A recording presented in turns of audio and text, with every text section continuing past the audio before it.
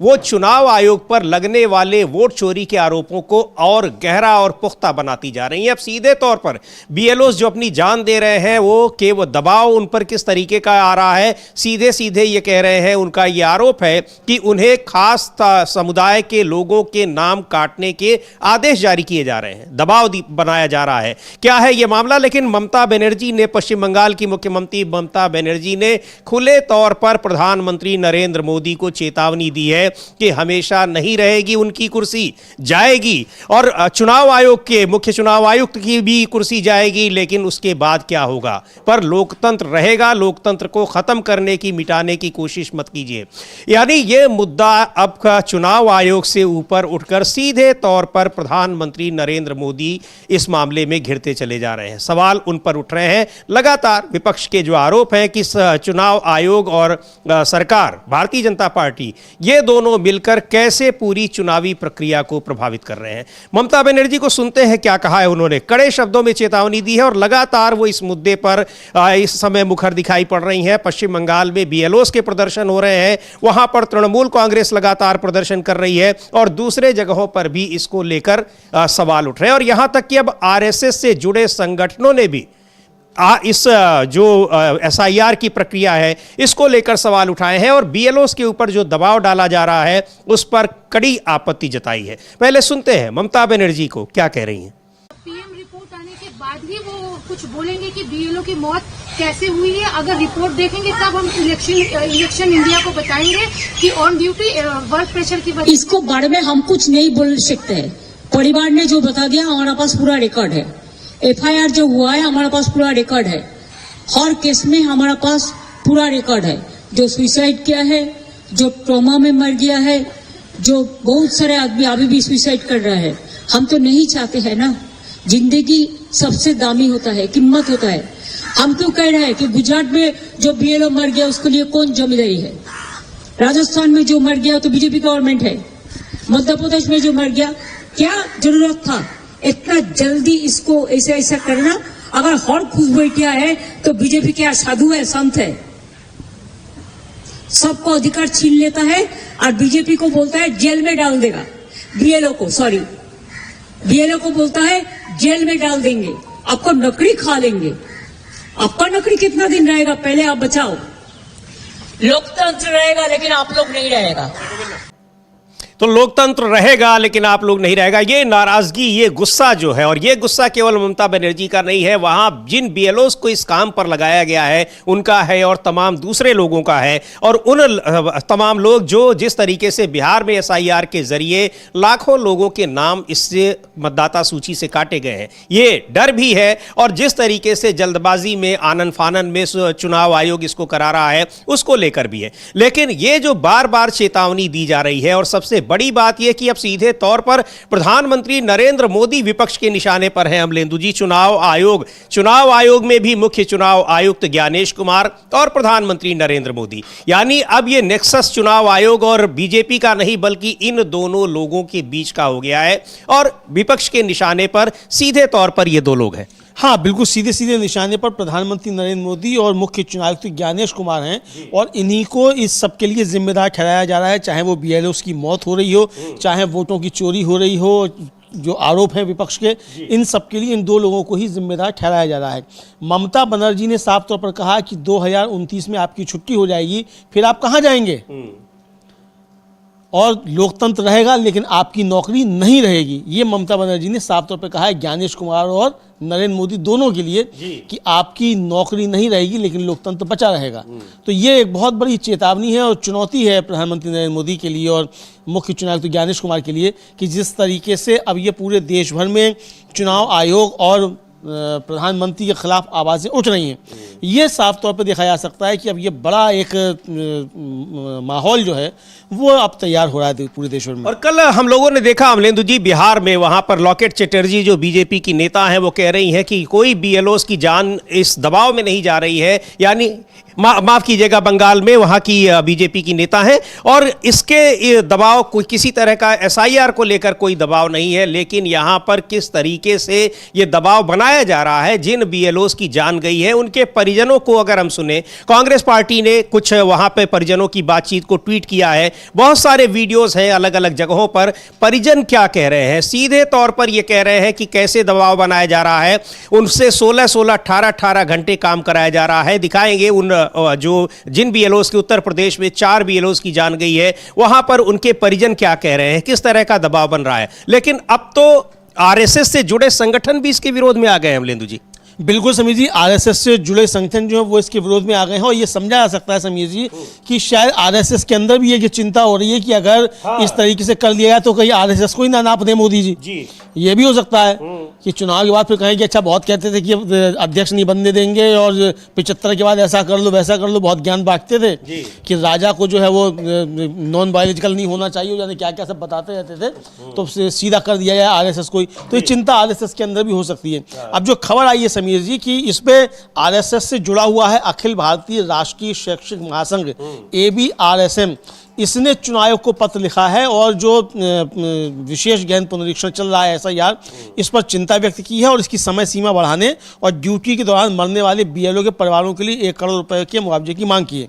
और ABRSM ने BLO पर काम के बोझ को अनैतिक, लक्ष्यों को अवास्तविक बताया है और उसका कहना है कि BLO के रूप में कार्यरत शिक्षकों को जिस दबाव धमकी का सामना करना पड़ रहा है वह चुनावों की गरिमा और शिक्षण समुदाय के सम्मान दोनों के विपरीत है। और 1988 में स्थापित हुआ था ABRSM। इसका कहना है कि 29 राज्यों और केंद्र शासित प्रदेशों में मतलब इसके लगभग 13.5 लाख शिक्षक सदस्य हैं, इसका दावा है अपना। यह तो मुख्य चुनाव आयुक्त ज्ञानेश कुमार को जो पत्र भेजा गया है, इसकी महासचिव है गीता भट्ट, उनके माध्यम से भेजा गया है। उसमें कहा गया है कि BLO विभिन्न मुद्दों का सामना कर रहे हैं और इस प्रक्रिया को BLO के बीच अवसाद, तनाव और आत्महत्या में वृद्धि हुई है। इसकी वजह से जो अत्यधिक काम का बोझ, 16 से 18 घंटे का दैनिक क्षेत्र और पोर्टल कार्य, तकनीकी सुविधाओं की कमी का सामना करते हैं। लगातार ये आरोप लग रहे हैं कि कैसे अमानवीय तरीके से उनसे काम लिया जा रहा है, जबरन उनको रात भर, यानी दिन में उनको फील्ड पर जाना पड़ रहा है और रात में यहां अपलोडिंग उसकी करनी पड़ रही है, और दूसरी ओर उनको धमकाया भी जा रहा है कि अगर आप नहीं करोगे नौकरी चली जाएगी, तनख्वाह रोक दी जाएगी या फिर आपको सस्पेंड कर दिया जाएगा। इस तरह की धमकियां अधिकारियों की तरफ से, लेकिन अधिकारियों के खिलाफ कार्रवाई नहीं हो रही है क्योंकि सारा का सारा बोझ उन BLOs पर और सुपरवाइजर्स पर डाल दिया गया है। लेकिन ये अब दबाव अपनी जगह है। किस तरीके के दूसरे दबाव हैं अमलेंदु जी, जो उत्तर प्रदेश में कांग्रेस पार्टी ने एक जो BLO के परिजन की बातों को, उनकी बयान को ट्वीट किया है। एक बार देखते हैं क्या वो कह रहे हैं और किस तरीके से उनके ऊपर गलत काम करने का दबाव बनाया जा रहा है अधिकारियों की तरफ से, तो वो भी हम लोग सुनेंगे। लेकिन ये बहुत गंभीर मसला है। काम का दबाव केवल घंटों का पूरा करने का ही नहीं है, बल्कि उनके ऊपर अनैतिक दबाव, जिस अनैतिकता की बात ये संगठन भी कर रहा है। और यही बात जो है कल्याण बनर्जी जो TMC के सांसद है वो भी कह रहे थे। यही बात महुआ मोइत्रा कह रही थी, यही बात भूपेश बघेल कह रहे थे। तो ये सब बातें जो कही जा रही है, तो यानी अब एक तरह से कहा जाए कि विपक्ष के सुर में सुर मिलाना क्या शुरू कर दिया है आरएसएस ने भी। जो आरोप विपक्ष लगा रहा है, अब देखिए आप कितना अंतर है कि जो ममता बनर्जी आरोप लगा रही है उस ममता बनर्जी के आरोपों को गलत बता रही है बीजेपी की नेत्री जो लोकेश चटर्जी, और जो आरएसएस से जुड़ा हुआ शिक्षकों का संगठन है वो ममता बनर्जी के आरोपों को सही ठहरा रहा है। जी हाँ, तो ये इसका मतलब कि आरएसएस और नरेंद्र मोदी के बीच भी एक बार तलवार फिर इस SIR को लेकर क्या खिंच रही है। हो सकता है कि ऐसा खिंच रही हो। जी बिल्कुल, सुनते हैं BLO के परिजन का वो बयान कि क्या कह रहे हैं, किस तरीके का दबाव बनाया गया जिसको वो बर्दाश्त नहीं कर सके। और यहाँ कई तरह के दबाव की खबरें आ रही हैं। बरेली में कल एक घटना हुई जिसमें एक BLO को हार्ट अटैक आया, उसी काम के दबाव, काम के दौरान ही। तो ये सारी घटनाएं, ये दबाव का असर है। चुनाव आयोग इनको क्यों नहीं स्वीकार कर रहा है, बहुत बड़ा सवाल है। और ये जो शैक्षिक संगठन है आरएसएस से जुड़ा, अमलेंदु जी जिसका आप जिक्र कर रहे थे, हाँ ABRSM, BLOs को जिनकी जान जा रही है, जिन्होंने सुसाइड किया, उनके लिए 1 करोड़ रुपए की मुआवजे की भी मांग की है। खैर, सुनते हैं BLOs के परिजनों का क्या कहना है, किस तरह का दबाव उन पर बनाया जा रहा है। हमसे एक दिन पहले शाम को बात हुई थी, तो उन्होंने बोला कि SDM, लेखपाल और BDO ये तीनों मिल करके उनको बुला करके दबाव डालना है उनके ऊपर कि OBC का वोट काटे और बाकी जो है और वोट बढ़ाएं। बाकी वो कहे कि हम जितना पाए हुए हैं, जितने हमको मिले हैं, हम सबका वोट बनाएंगे, अगर हैं तो, अगर नहीं है तो कोई बात नहीं, बाकी जो है हम उनको वोट बनाएंगे। लेकिन वो बार बार कह रहे हैं हम आपको सस्पेंड कर देंगे, हम आपको पुलिस से उठवा लेंगे, हम आपको ऐसा कर देंगे। वो बार बार धमकी दे रहे थे। कौन लोग थे और क्या करवाना चाह रहे थे? वो OBC वोटरों को वोटर लिस्ट में से SIR वाला नाम कटवाना चाह रहे थे। कौन कौन था जो दबाव बना रहा था? SDM, BLO और SDM, लेखपाल, BDO। तो आपसे उनकी कैसे बात होती थी?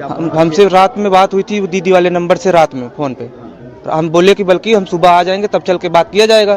तो हम सुबह पहुंचने से पहले ऐसा हो गया। तो क्या लगा था कि ऐसा वो कर लेंगे? अभी ऐसा कुछ तो नहीं लगा था रात में। बाकी वो बोले कि प्रेशर बहुत है, काम नहीं हो पा रहा है। जबकि 700 वोटरों की उनको मिला था, तो 700 में 350 उनका फाइनल हो चुका था, जो कि 350 ही बचे थे। गांव वाले इस समय लगन बारात में वैसे भी हैं, तो कोई देना चाह नहीं रहा है। तो कितने के लोगों के घर जाएं? हर लोगों के घर जाकर के उन्होंने जागरूक एक बार कर दिया है। अब जब पहुंचाएंगे तभी तो सब जाके घर कर लेंगे। क्या नाम है आपका? क्या लगता है? हमारा नाम प्रतीक कुमार यादव, हम उनके साले हैं। तो ये वहाँ पर जो गोंडा वाला मामला है अमलेंदु जी, और ये जौनपुर के रहने वाले थे, और किस तरीके का दबाव ये उनके अपने परिजन कह रहे हैं। और जगह जगह यहाँ तक कि कई लोगों ने अपना ये बात पहले भी कह रखी थी परिजनों से कि किस तरह का दबाव है।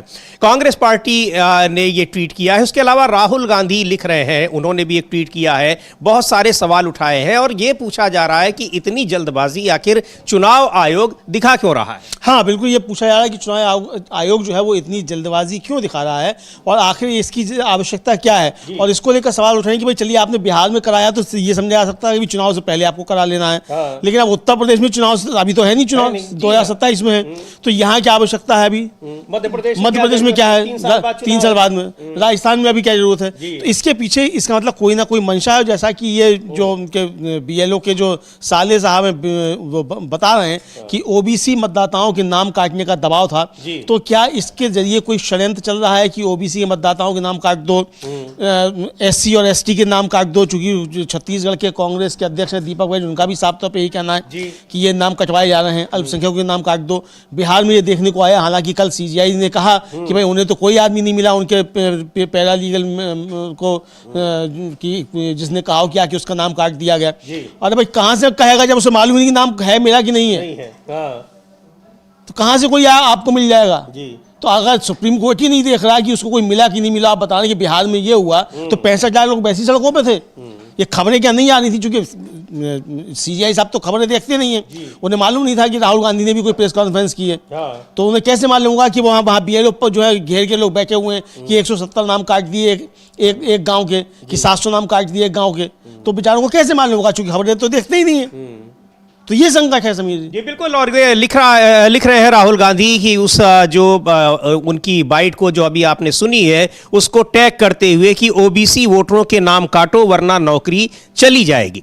दबाव, धमकी और नतीजा आखिर में आत्महत्या। SIR के नाम पर पिछड़े, दलित, वंचित, गरीब वोटरों को लिस्ट से हटाकर बीजेपी अपनी मनमाफिक वोटर लिस्ट तैयार कर रही है। चुनाव आयोग लोकतंत्र की हत्या का जिम्मेदार है, ये लिखा है राहुल गांधी ने। और ये सवाल उठ रहे हैं। और अब जिस तरीके से इसमें BLOs के ऊपर दबाव बन रहा है, और दबाव कई तरह का है। एक तो इसको टारगेट ये पूरा करना है कि ये आपको 4 दिसंबर तक ही पूरा करना है, और दूसरे ये सबसे गंभीर मामला ये है कि उनके ऊपर दबाव बनाया जा रहा है कुछ खास तबकों के लोगों के नाम काटने का।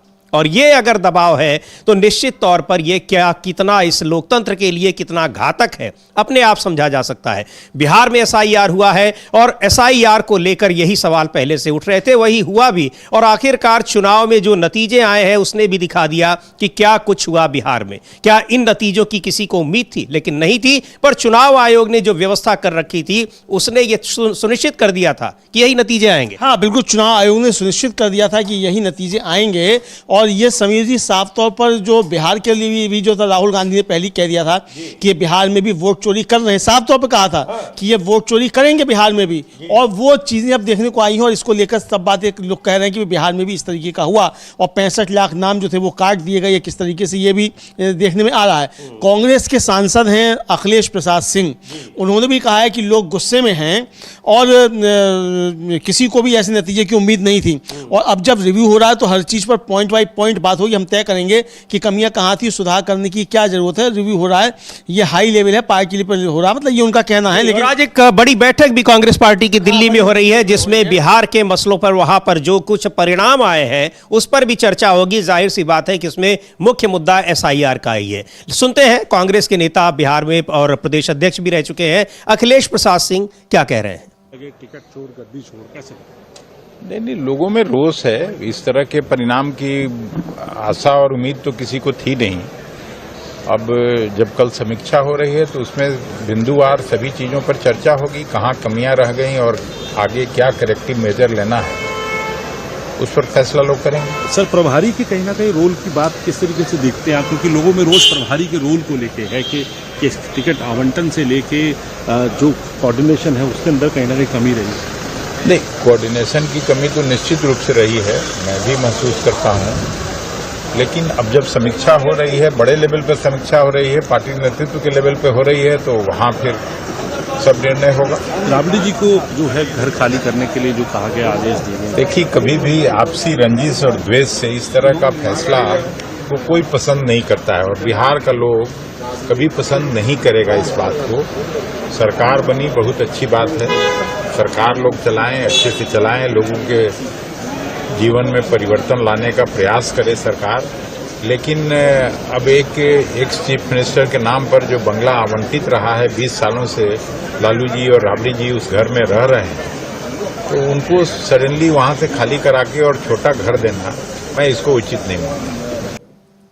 तो क्या किस तरीके से बिहार में क्या कुछ हुआ है किसी को भरोसा नहीं हो रहा है, और ये जो परिणाम आए हुए हैं। और लेकिन ये बात है कि जब एसआईआर वहां पर एसआईआर कराने का फैसला चुनाव आयोग ने लिया था, तब ये आशंकाएं जताई जा रही थी कि इसके पीछे मंशा क्या है, क्योंकि ये फैसला बिल्कुल अचानक था चुनाव आयोग ने बिहार में लिया। और उसके बाद अब बिहार के नतीजों को जब सुनिश्चित कर लिया, हालांकि बिहार के चुनाव के दौरान ही 12 अन्य राज्यों में इसकी घोषणा की, पर चुनाव आयोग को ने खुद सुनिश्चित कर लिया होगा कि क्या कुछ कर रहा है, इसमें उसको कितनी सफलता मिल रही है। यानी जो आरोप लगे थे वो बिल्कुल सही साबित हुए परिणाम आने के बाद, और अब 12 राज्यों में इसीलिए इस जल्दबाजी में है। अब पता नहीं वन नेशन वन इलेक्शन का कोई सपना पूरा करना चाहते हैं, या फिर लोकसभा भंग करके नए सिरे से लोकसभा के चुनाव कराना चाहते हैं। बहुत सारी बातें हैं, क्योंकि 400 पार का जो लक्ष्य था वो पूरा नहीं हो पाया। तो क्या अब इस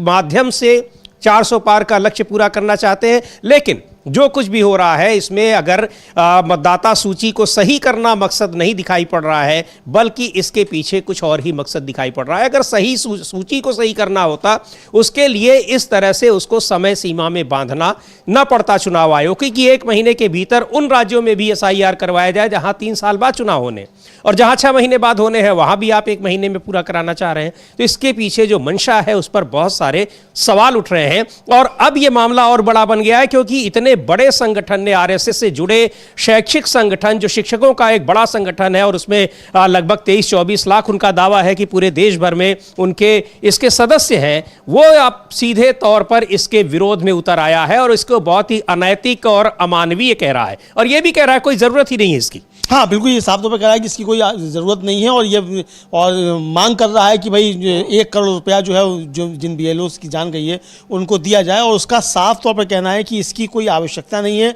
और अधिकारियों द्वारा दुर्व्यवहार के कारण कई राज्यों में बीएलओ शिक्षकों में गंभीर मानसिक तनाव पैदा हुआ है। और दुख की बात यह कि कुछ मामलों में दुखद जान लेने की घटनाएं भी हुई हैं, जो न केवल शिक्षण समुदाय को परेशान करती हैं, बल्कि मानवाधिकारों का स्पष्ट उल्लंघन भी दर्शाती हैं। और कल ही प्रधानमंत्री जो थे अपना ब्लॉग लिखकर बता रहे थे कि मानवाधिकारों की आवश्यकता नहीं है, कर्तव्य की करो, ड्यूटी निभाओ। तो देश जो है वो ड्यूटी निभाए, प्रधानमंत्री जो मौज करें जनता के पैसे पे, सिर्फ ये इसका मतलब यही है फिर। तो आप कह रहे हैं कि ड्यूटी करो, तो यहाँ जो आरएसएस से जुड़ा संगठन जो है वो कह रहा है कि ये मानवाधिकारों का मतलब स्पष्ट उल्लंघन भी है। और कह रहा है, उसमें कहा गया है कि धमकी का माहौल, जो उसमें बताया गया है कि धमकी का माहौल है, और कहा गया है उसमें कि कम समय में अवास्तविक लक्ष्यों को पूरा करने के दबाव में कई बीएलओ को वेतन रोकने, कारण बताओ नोटिस, आरोप पत्र निलंबन, एफआईआर की धमकी और अपमानजनक व्यवहार का सामना करना पड़ता है। ये ABRSM यानी अखिल भारतीय राष्ट्रीय शैक्षिक महासंघ आरएसएस से जुड़ा हुआ संगठन है। इसकी अध्यक्ष है, इसकी महासचिव है गीता भट्ट, उनके माध्यम से ये पत्र जो है वो चुनाव आयोग को भेजा गया है। जी बिल्कुल भेजा गया है। और बीएलओस में जिस तरह से उन पर दबाव बन रहा है उसको लेकर सवाल उठाए जा रहे हैं, और इसकी जरूरत पर भी सवाल उठाया जा रहा है कि क्या जरूरत है। और लेकिन चुनाव आयोग की तरफ से अभी कोई जवाब नहीं आ रहा है। कांग्रेस के नेता हैं प्रमोद तिवारी, क्या कुछ कह रहे हैं एसआईआर को लेकर और बीएलओस के ऊपर जो दबाव बन रहा है उसको लेकर, सुनते हैं उन्हें। आरोप है कि ओवरबर्डन, एक्स्ट्रा प्रेशर, इसको लेके आप लोगों का इस पे क्या स्टैंड है? क्योंकि कांग्रेस का भी डेलीगेशन अलग अलग जगहों पे जा रहा है, उन पीड़ित परिवारों से भी मिल रहा है। इसे सिलसिलेवार देखना पड़ेगा। राहुल गांधी जी ने स्पेसिफिक घर, स्पेसिफिक पोलिंग स्टेशन सब दिखा दिया कि एक मकान में 500-600 लोग। 65 लाख जो वोट डिलीट हुए बिहार में, वो एक रहस्यमयी कहानी है। महाराष्ट्र में भी यही हुआ। एक एक घर में 1-1 हजार लोग कर्नाटक, महाराष्ट्र में निकल रहे हैं। एक ब्राजील की मॉडल की फोटो बना के हरियाणा का चुनाव कराया जा रहा है। तो कुल मिलाकर अगर आप देखें तो ऐसा लगता है जैसे भाजपा के मुंह में खून लग गया है और इलेक्शन कमीशन पूरी तरीके से खामोश होकर इस बेईमानी को कराने में शामिल नजर आ रहा है। सफाई क्यों नहीं देता? जो राहुल गांधी ने प्रश्न उठाए हैं उनका सिलसिलेवार जवाब क्यों नहीं देता? वो नेता विरोधी दल हैं भारत के, और उन्होंने सार्वजनिक रूप से प्रेस कॉन्फ्रेंस में ये बातें कही। उत्तर प्रदेश में जो गोंडा में हुआ, बीएलओ फतेहपुर में हुआ, कहा यही जा रहा है कि इनसे कहा जा रहा है जो भारतीय जनता पार्टी का मतदाता नहीं है, कांग्रेस या विरोधियों का मतदाता है, उसका नाम जबरदस्ती इनसे हटाने को दबाव जो बनाया जा रहा है, उसी का दुष्परिणाम है ये आत्महत्या या हत्या या मौत। सर तो ये क्या कुछ हो रहा है? और बीएलओस की जो जान जा रही है उसको लेकर भी प्रमोद तिवारी ने सवाल उठाए हैं चुनाव आयोग पर, और कहा है, सीधे तौर पर कहा है कि ये जल्दबाजी और इतना दबाव क्यों बनाया जा रहा है वहां पर जिन राज्यों में अभी चुनाव भी नहीं होने हैं। क्या है इसके पीछे वजह? सुन लेते हैं उसको भी, क्या कहा है उन्होंने। आरोप है कि ओवरबर्डन, एक्स्ट्रा प्रेशर, इसको लेके आप लोग या सर बीएलओस की मौत हो रही है, प्रेशर है, तमाम इस तरह की बातें। इसी दरमियान जो उत्तर प्रदेश की कोई पॉलिटिकल पार्टी है, चाहे वो समाजवादी पार्टी हो या अन्य कुछ पार्टीज ने भी डिमांड उठाई है कि एसआईआर का जो टाइम है वो बढ़ाया जाए। समाजवादी पार्टी का कहना 3 महीने, क्योंकि इलेक्शन 27 में है। बहुत ही गंभीर बात है। जिस तरीके से, जिसको कहते हैं चारों तरफ से दबाव डाल के कम समय में, जिससे आदमी को, मतदाता को सही तय तक पहुंचने में, शादी ब्याह का सीजन है, इस समय क्या दिक्कत है? अगर इसे हम थोड़ा 1 महीने की जगह 3-4 महीने में, 1.5 साल 2 साल कम से कम लगता है, तो इस प्रक्रिया को 1.5-2 साल में करें, या उन राज्यों में जहां 1.5-2 साल के अंदर होने वाला है वहां भी ना करें। तो ये लोकतंत्र की नींव है, रीढ़ है। इसे क्यों इलेक्शन कमीशन जल्दबाजी में तोड़ रही है? क्यों वो मौन सहमत दे रही है? क्यों इस भारतीय जनता पार्टी के लोकतंत्र की जो एक तरह से काला अध्याय लिखा जा रहा है उसमें स्याही क्यों लगा रही है, स्याही दे क्यों रही है? मैं कुल मिला के ये कहना चाहता हूं, देश की आजादी में जिस पार्टी ने योगदान नहीं दिया बल्कि अंग्रेजों का साथ दिया हो, आज वो लोकतंत्र जो उसकी सबसे आजादी के बाद मिला हुआ एक खूबसूरत हथियार है हर आदमी को, हर मतदाता को एक वोट देने का, उसे छीनना क्यों चाहती है? क्या जनता पे अब उसे भरोसा नहीं है? तो बेईमानी से ही चुनाव जीतना है। 65 लाख मतदाता जैसे काटे गए बिहार में और चुनाव जीता, वही दोबारा कराने का इरादा है। तो मतदान का अधिकार लोगों से छीना जा रहा है। क्यों छीना जा रहा है? बड़े सवाल हैं। क्या अपनी जनता पर भरोसा नहीं है? ये सारी चीजें हैं, लेकिन अब जवाब देने के लिए तो चुनाव आयोग है, और बीजेपी वाले भी, बीजेपी के लोग भी इसका जवाब नहीं दे रहे हैं, जबकि चुनाव आयोग के बचाव में अक्सर आ जाते हैं। लेकिन इन सारी बातों का जवाब वो भी नहीं देते हैं, वो केवल चुनाव आयोग का पक्ष मजबूत करने के लिए उसके समर्थन में दिखाई पड़ते हैं। हाँ, बिल्कुल उसी के समर्थन में दिखाई पड़ते हैं, और चुनाव आयोग के पक्ष में ही एक तरीके से कहा जाए वो समर्थन में दिखाई पड़ते हैं। लेकिन अब विरोध शुरू हो गया समीर जी। अब जिस तरीके से आरएसएस का संगठन जो है ये खुलकर अब कह रहा है, और सारी बातें वही कह रहा है जो कि अब तक विपक्ष कह रहा था, तो इसका मतलब कि ये चीज़ें शुरू हो गई हैं, तो एनडीए के अंदर से भी इस पर आवाज़ें उठना शुरू हो सकती हैं। अब एनडीए के अंदर से आवाज़ उठे ना उठे, बीजेपी के अंदर से आवाज़ उठे ना उठे, वो एक अलग मसला है। लेकिन इसको लेकर अब विरोध जो है जनता का विरोध जो है वो काफ़ी ज़्यादा बढ़ता चला जा रहा है। और ये लोगों को समझ में आ रहा है कि बेईमानी के जरिए भारतीय जनता पार्टी की सरकार को बनवाने की कोशिशों के तहत जो है ये एसआईआर कराया जा रहा है। जी बिल्कुल, यहाँ पर एसआईआर को लेकर यही सारे सवाल उठ रहे हैं। और जिस तरह से अब वहाँ पर बीएलओस के परिजन ये बता रहे हैं कि कैसे उन पर ये दबाव बनाया जा रहा है, उनको ये कुछ खास तबके के लोगों के और खास समुदाय के लोगों के नाम वोटर लिस्ट से काटने का दबाव बनाया जा रहा है, ये कहा जा रहा है। और अभी तक इसका कोई खंडन नहीं आया है चुनाव आयोग के किसी जिम्मेदार अधिकारी की तरफ से। अमलेंदु जी, हाँ, अभी तक कोई जिम्मेदार अधिकारी की तरफ से किसी भी तरीके का कोई खंडन नहीं आया है। और जबकि सुप्रीम कोर्ट इस पर नोटिस भी इशू कर चुका है कि जो बीएलओस की जान जा रही है उसको लेकर कि भाई ये गड़बड़ी क्यों हो रही है और जान क्यों जा रही है, इसको लेकर सुप्रीम कोर्ट इशू कर चुका है नोटिस। और आज भी एसआईआर पर सुनवाई है और जिस समय सुनवाई शुरू होगी तो उस समय भी हम लोग जो क्या क्या वहाँ बहस चल रही है वो सब बताएंगे अपने दर्शकों को लाइव। ये जो नया मुद्दा इसमें यही है, जो बीएलओस की जान जा रही है, ये एक बड़ा मुद्दा कल की सुनवाई में भी काफी ज्यादा ये प्रभावी रहा और इस पर चर्चा हुई। निश्चित तौर पर आज भी ये मुद्दा उभर कर सामने आएगा। लेकिन सुनते हैं अधीर रंजन चौधरी को, कांग्रेस के नेता हैं, पश्चिम बंगाल से आते हैं, क्या कह रहे हैं। उनका कहना है कि राहुल गांधी बहुत पहले से ये वोट चोरी और एसआईआर को लेकर चिंता जता चुके हैं, वही सारी चीजें धीरे धीरे होती हुई दिखाई पड़ रही हैं। अधीर रंजन चौधरी, राहुल गांधी जी की अगुवाई में सबसे पहले ये वोट चोरी की मुद्दा उठाए गए थे और राहुल गांधी जी की साथ साथ लोग ये कहने लगे थे कि वोट चोर गद्दी छोड़। राहुल गांधी जी की पहले हिंदुस्तान में कोई नेता इस मुद्दे को लेकर इस तरह जोर शोर से आवाज उठाई, ना किसी ने कोई आंदोलन किया।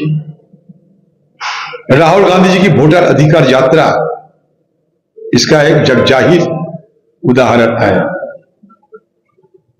उस समय ममता बनर्जी की जुबान चुप्पी साधी रहती थी और खासकर बिहार के चुनाव में भी एक बार उनसे उनकी लब से ये नहीं निकली कि उनकी जुबान से नहीं निकली कि बिहार में बीजेपी को हराना जरूरी है, और चुप्पी साधी बैठे रहे।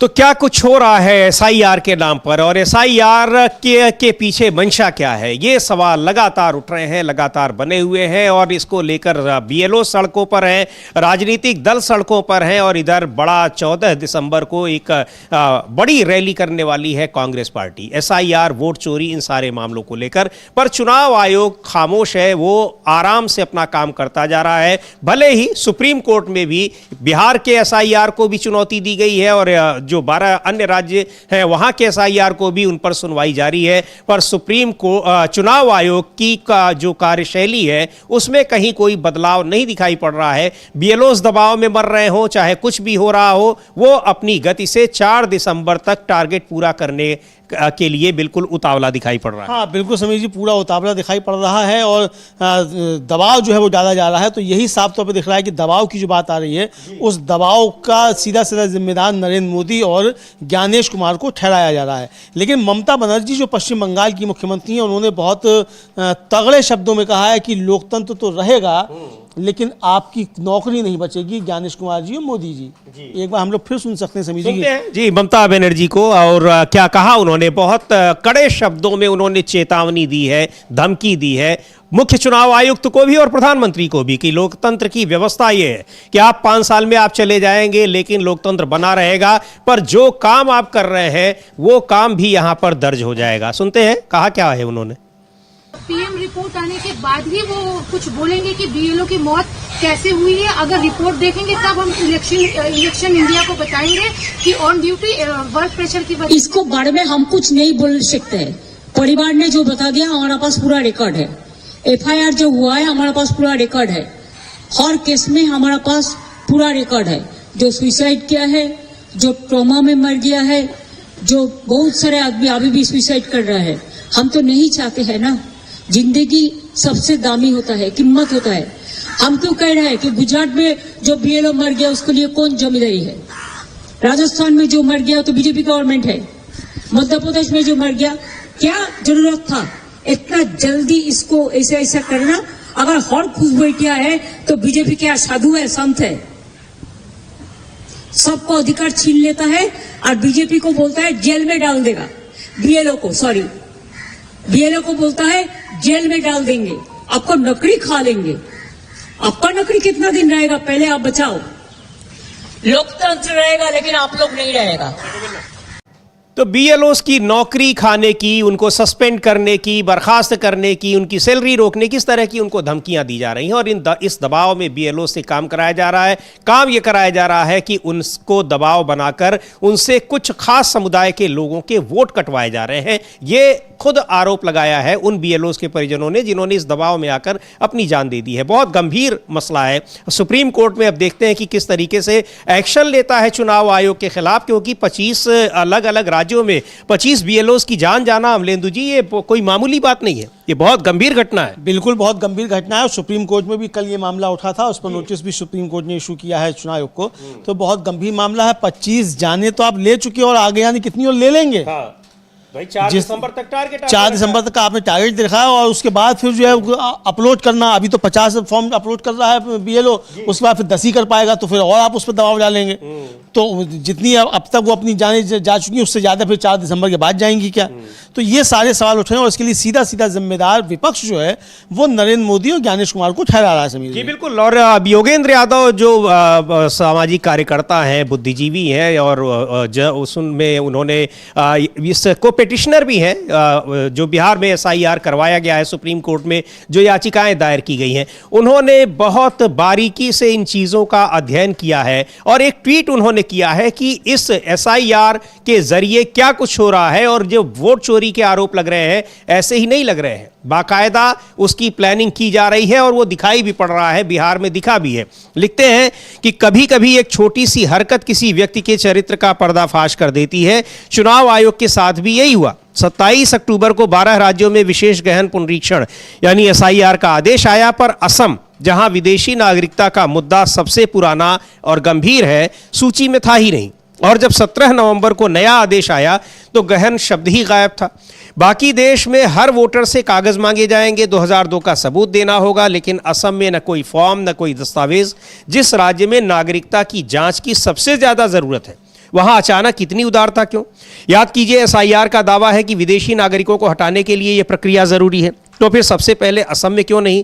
सच सरल है। NRC से बाहर हुए 19 लाख गैर नागरिक में से अधिकांश बीजेपी का वोट बैंक है। उनका नाम काटना बीजेपी के लिए राजनीतिक घाटा था, इसलिए असम को छूट और देश को SIR की कड़वी दवा। अब भी कोई संदेह बाकी है कि चुनाव आयोग और बीजेपी में जुगलबंदी है। यही आरोप अमलेंदु जी लग रहे हैं लगातार कि चुनाव आयोग जो कुछ भी कर रहा है, वो चाहे SIR हो, चाहे चुनावी प्रक्रिया में बार बार बदलाव करना हो या नियम बदल देने हो, हर काम वो वही कर रहा है जिससे भारतीय जनता पार्टी को फायदा हो। और चुनाव आयोग के किसी भी कदम के बचाव में आ जाते हैं भारतीय जनता पार्टी के तमाम वरिष्ठ नेता, पूर्व मंत्री, ये सारे लोग उसके बचाव में आ जाते हैं। ये सवाल पूछा जाता है कि भाई चुनाव आयोग पर आरोप है, उसको खुद जवाब देना चाहिए, बीजेपी क्यों जवाब देती है? और चुनाव आयोग वो काम कर रहा है जिससे फायदा बीजेपी को हो रहा है। तो आखिर ये हो क्या रहा है? इसीलिए कहा जा रहा है कि लोकतांत्रिक व्यवस्था को ध्वस्त करने की कोशिश की जा रही है। हाँ बिल्कुल समझिए, लोकतांत्रिक व्यवस्था को ध्वस्त करने की कोशिश की जा रही है, बल्कि पूरे के पूरे लोकतंत्र को बुलडोज किया जा रहा है। मतलब लोकतंत्र पर बुलडोजर जो है वो चलाया जा रहा है इस SIR की प्रक्रिया के जरिए। ये विपक्ष का साफ तौर पर कहना है, खुला आरोप है चुनाव आयोग और मोदी जी के ऊपर कि ये लोकतंत्र के ऊपर बुलडोजर चलाया जा रहा है इस SIR के जरिए। जी बिल्कुल, ये SIR के जरिए क्या कुछ किया जा रहा है, ये लगातार ये आरोप लग रहे हैं, लेकिन चुनाव आयोग की ओर से इस पर कोई जवाब नहीं आ रहा है। और इधर किस तरीके से अब यहाँ SIR और वोट चोरी, इन सब मुद्दों पर सड़कों पर लोग उतर रहे हैं, BLOs उतर रहे हैं। सबसे बड़ी जो घटना है, महत्वपूर्ण बात यह है कि BLOs पर जो निचले स्तर के जो कर्मचारी हैं उन पर इस कदर दबाव बनाया जा रहा है कि वो अपने उनको जान देने के लिए वो मजबूर हो रहे हैं। और यहाँ तक कि बहुत सारे लोग बीमार हो जा रहे हैं। 18-18 घंटे उनसे काम कराया जा रहा है। पहले फील्ड में जा रहे हैं और उसके बाद फिर वो अपलोड कर रहे हैं। फील्ड में उनको एक व्यक्ति के पास कई चक्कर लगाने पड़ रहे हैं क्योंकि लोग मिल नहीं रहे हैं। ये सारी शिकायतें हैं, लेकिन इन शिकायतों के बावजूद चुनाव आयोग को उसमें कोई दिक्कत नहीं हो रही है। हाँ, पश्चिम बंगाल में वहां के राज्य निर्वाचन आयोग के पास बीएलओज अपनी शिकायत लेकर गए, घंटों वहां खड़े रहे, शिकायत सुनने वाला कोई नहीं था। लेकिन अब चुनाव आयोग ने रिपोर्ट मांगी है कि वहां के राज्य निर्वाचन आयोग को किसी तरह की कोई सुरक्षा संबंधी दिक्कत नहीं होनी चाहिए, और इसको उन्होंने संज्ञान लिया। इतने बीएलओज की जान जाने का संज्ञान नहीं लिया, लेकिन वहां के राज्य निर्वाचन आयोग के पास अपनी शिकायत लेकर जब बीएलओ पहुंचे तो उनकी सुरक्षा को खतरा पैदा हो गया। चुनाव आयोग की नजर में सुरक्षा को खतरा पैदा हो गया। 48 घंटे के अंदर जो है वो वहाँ के डीजीपी उनसे जवाब मांगा गया है कि सुरक्षा को खतरा कैसे पैदा हो गया, भाई बताइए और जवाब दीजिए। और लेकिन जो बीएलओ की जान चली गई उस पर अभी तक कोई जो है वो नहीं कहा गया। इधर कल समीर जी पश्चिम बंगाल में एक और प्रदर्शन हुआ है, और एसआईआर की तरफ से जो परेशान किया जा रहा है, जो उसका कहना है तृणमूल कांग्रेस का कि एसआईआर की तरफ से लगातार परेशान किए जाने और बीजेपी और चुनाव आयोग की बंगाल को डराने की लगातार कोशिशों के बावजूद कृष्णा नगर के लोग हिम्मत और एकता का प्रदर्शन करते हुए एक साथ आए। और वो चित्र हम दिखा सकते हैं कि जो जारी किया ये हमारे बगल में है, चल रहा है। और ये जमावड़ा सिर्फ एक विरोध प्रदर्शन से कहीं ज़्यादा था। यह एक ऐलान था, एक ऐलान कि बंगाल दबाव, डर या राजनीति से प्रेरित नोटिस के आगे नहीं झुकेगा। कल जो नोटिस दिया गया उसी की बात की जा रही है। 10,000 से ज़्यादा लोगों के मजबूती के खड़े होने से आज के मार्च ने एक ऐसा संदेश दिया जिसे नज़रअंदाज नहीं किया सकता। बंगाल डराने धमकाने से मना करता है, नादिया चुप रहने से मना करती है। यानी नादिया में ये प्रदर्शन हुआ था, नादियाबाद जिला है, वहाँ ये प्रदर्शन हुआ। कृष्णानगर के लोग जो मतलब आए, उन्होंने प्रदर्शन किया। और महुआ मोहित्रा जो हैं वहाँ से आती हैं, तो उन्होंने उनके नेतृत्व में प्रदर्शन हुआ। तो ये मतलब बंगाल में जगह जगह चुनाव आयोग और बीजेपी और नरेंद्र मोदी के खिलाफ प्रदर्शन हो रहे हैं जोरदार। बिल्कुल, और बंगाल ही नहीं बल्कि तमाम जगहों पर, दूसरे जगहों में भी, महाराष्ट्र में भी, और यही केवल लोकसभा और विधानसभा चुनाव में ही वोट चोरी और ये सारी चीजें नहीं हो रही हैं, बल्कि निकाय चुनाव में भी ये आरोप लग रहे हैं। कांग्रेस पार्टी ने एक ट्वीट किया है और बताया है कि महाराष्ट्र में जो निकाय चुनाव हो रहे हैं वहां पर क्या कुछ होने वाले हैं, वहां कैसे वोटों की चोरी की जा रही है। ये काफी लंबा ट्वीट है और इसमें उन्होंने वो बहुत सारी चीजों के स्क्रीनशॉट भी लगाए हुए हैं, टैग किए हुए हैं, और इसमें लिखा हुआ है कि महाराष्ट्र में स्थानीय निकाय चुनाव होने हैं और बीजेपी सरकार वोट चोरी करने की साजिश में जुटी है। द क्विंट ने वेबसाइट है, उन्होंने अपनी पड़ताल में पाया है कि नांदेड़ वाघाला में कई हजार मतदाता धांधली कर वोटर लिस्ट में जोड़े गए हैं। रिपोर्ट के मुताबिक नांदेड़ वाघाला निगम के वार्ड नंबर 5 में 23,661 रजिस्टर्ड वोटर हैं, मगर इनमें से 3500 से ज्यादा मतदाता फर्जी पतों पर रजिस्टर किए गए हैं। इन मतदाताओं के पते वाले बॉक्स में NA और 0 और डैश लिखा मिला है, यानी कुछ नहीं लिखा हुआ है। यही नहीं, 600 से ज्यादा मतदाता 2 नीट कोचिंग संस्थानों के पते पर दर्ज हैं। कोचिंग सेंटर के पदाधिकारियों ने बताया कि ये छात्र यहाँ नहीं रहते और न ही कभी ये छात्र संस्थान परिसर में रहते थे। ये छात्र आसपास किराए के मकान में रहते थे जो अब चले गए हैं। इससे ये भी साफ होता है कि महाराष्ट्र में चुनाव के दौरान फर्जी तरीके से नाम जोड़े गए थे और वोट चोरी की गई थी। राहुल गांधी जी लगातार वोट चोरी के सबूत देश के सामने रख रहे हैं, लेकिन चुनाव आयोग जवाब देने की बजाय फिजूल की बातें बनाता रहा है।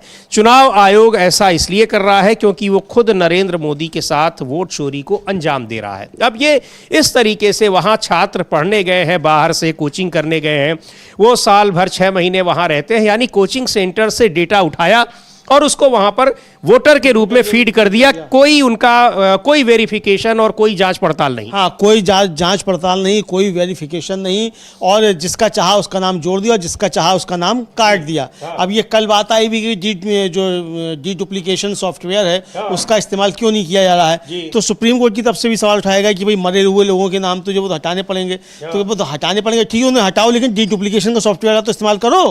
वो इस्तेमाल क्यों नहीं कर रहे हो जबकि वो तुम्हारे पास है? इसका चुनाव आयोग के पास कोई जवाब जो है वो साफ तौर पर समीजी नजर नहीं आया। और इसी तरीके से जो प्रदर्शन चल रहे हैं पश्चिम बंगाल में जगह जगह, मेदिनीपुर में भी एक कल प्रदर्शन हुआ है और तृणमूल कांग्रेस ने उसका चित्र जारी करते हुए समीर जी ट्वीट किया है, और उस ट्वीट में जो बताया है पश्चिम बंगाल के ऑल इंडिया तृणमूल कांग्रेस वो लिख रहे हैं कि लगातार हमलों और गलत जानकारी की बाढ़ के बीच आज पूर्वी मेदिनीपुर के लोग एकता और साफगोई दिखाने के लिए एक साथ आए।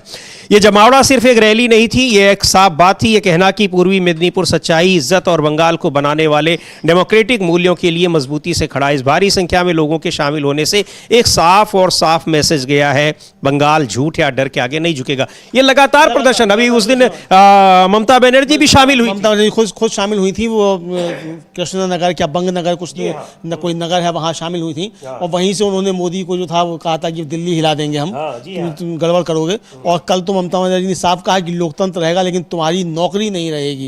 यानी जो तुम BLOs की नौकरी लेने की बात कर रहे हो तो तुम्हारी नौकरी जो वो नहीं रहेगी, ये उन्होंने साफ तौर पर ममता बनर्जी ने कल कहा था। समीर जी बिल्कुल। और इधर बीच अमलेंदु जी एक और मामला जिसमें सरकार घिरी नजर आ रही है। एक तो कल हम लोग न्यूज पॉइंट में भी वो चर्चा कर रहे थे, प्रशांत जी ने कहा था कि कैसे संविधान की प्रस्तावना का जो वाचन हुआ उसको गलत तरीके से उसका वाचन किया गया। और दूसरी बात ये भी है कि वहां पर अब जो जय हिंद और वंदे मातरम को लेकर भी कई कुछ विवाद पैदा हुआ है। हाँ, ये कहा जा रहा है, कुछ खबरें आई हैं कि अब आप जय हिंद और वंदे मातरम जो है वो आप सदन के अंदर नहीं कह सकेंगे। ये जो है वो आया है, तो इसको लेकर सुप्रिया श्रीनेत जो हैं उन्होंने बहुत तगड़े